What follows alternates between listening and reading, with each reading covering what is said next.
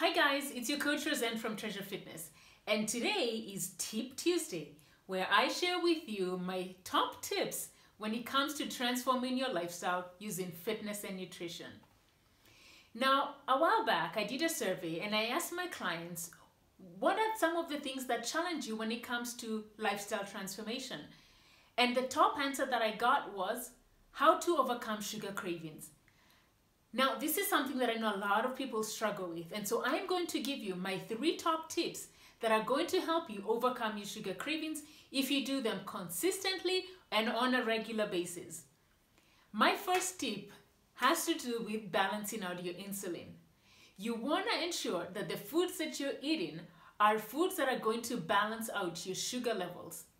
The foods that I recommend for you to eat are foods that are loaded with fiber. So we're talking about things like berries, kale, spinach, cabbage, peppers. And you want to ensure that half of your plate or majority of the food that's in your plate is loaded with fiber. You also want to ensure that you have fats in your meal. Now, the combination of the fiber and the fat is really a 1-2 punch that is going to help stabilize your insulin levels. Once you have that stabilization happening, you're going to notice you're not craving sugar as much. So we talked fiber, we've talked fat, and then the next thing that you want to ensure you have in every meal is a protein. A good source of protein coming either from fish, from lean turkey, lean chicken, or grass-fed beef, eggs. You could use like a pea protein if you're a vegetarian. Any of that type of protein is going to help you stabilize your insulin. Now, when you combine those 3 food groups, I found that to be the sweet spot in ensuring that your insulin is stable, and what's going to happen is you're going to notice your sugar cravings will go down. Now, an example of that type of a meal would be something like a smoothie, something that I would have every morning actually. I always start my day with a protein smoothie, and that's something I encourage my clients to do. So I would start it off with, say, a scoop of either a protein, a whey protein powder, or a pea protein powder, rice protein, any of that. Just ensure it has at least 20 grams of protein. Then I would add a handful of berries. I would add 2 handfuls of spinach, a tablespoon of either coconut oil, nut butter, either an almond or a cashew butter, and then just add some water. Now, in so doing, that in itself is a balanced diet, and what it's going to do, you guys, it's going to keep you fuller longer, it's going to keep your insulin balanced, and you're going to notice your sugar cravings will be low. So that's my first tip. Make sure that you have foods, or you're eating foods that are going to help balance your insulin. That's tip number 1. Tip number 2 has to do with your exercises.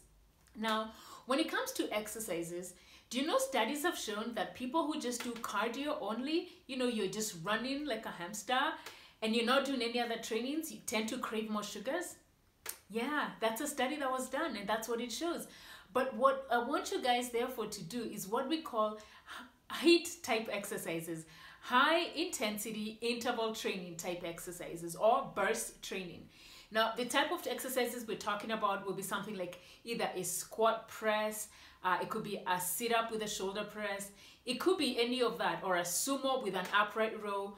Now, go to my page on Treasure Fitness on YouTube, and you're going to be able to see all the different types of exercises that I have in there, because those are the types of exercises that you should do. And what that does is 2 things. Number 1, you get your cardio going, and number 2, you work on retaining your lean muscle mass. And strength training has actually been shown to help stabilize that insulin drop up and down. That's tip number 2. And then my 3rd and final tip is what I call a cycle. Now, if you eat foods that tend to be high in sugar, things like pastas, breads, or super starchy carbohydrate foods, what happens is they're going to release a lot of insulin in your body. They're also going to feed off the bad bacteria in your body.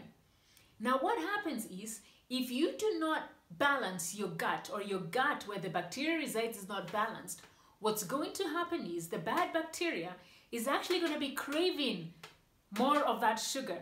And when the bacteria is craving more of that sugar, it tells your brain, I need some sugar. And then what happens is you end up eating more of those foods. So it becomes a cycle. Does that make sense? So what you want to do at that point, therefore, is really try to eat the foods that I mentioned at the very beginning. A lot of leafy vegetables, a lot of berries. You want to make sure you have those good fats in there, and try to avoid those starchy or sugary foods such as breads, such as pasta, anything that's white and processed. You really want to avoid that, because what's going to happen, you guys, you're just going to be in this cycle where you're feeding off that bacteria, telling your brain you're hungry, and before you know it, you're just in this vicious cycle where you're finding yourself not weaning yourself off of the sugar. So those are my 3 top tips, you guys. Please let me know which one of these tips resonates with you and which one of these tips you're absolutely going to apply. Thanks, guys, and watch out next Tuesday for my next Tip Tuesday. Have a good day.